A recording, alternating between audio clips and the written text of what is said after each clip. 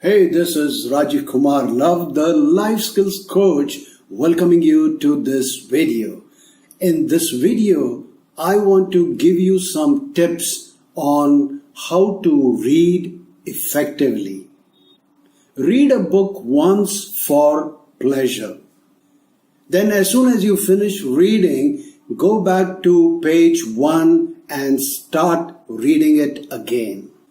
This time, try to fully comprehend and understand the ideas and strategies that have been shared in the book. Always make your own notes. Then get a highlighter and then mark all the key phrases and key sentences which you think are important and which can be referred to later on when you come back.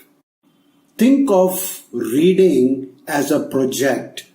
Only when you think of it as a project will you put in the effort and you will get the full benefit of reading.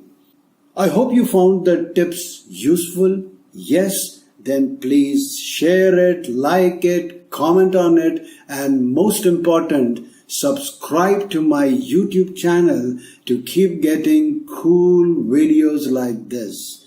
This is RajivKumarLuv, your friend, your personal coach and guide. I'll be back with yet another video. Until then, keep smiling, be happy and take care.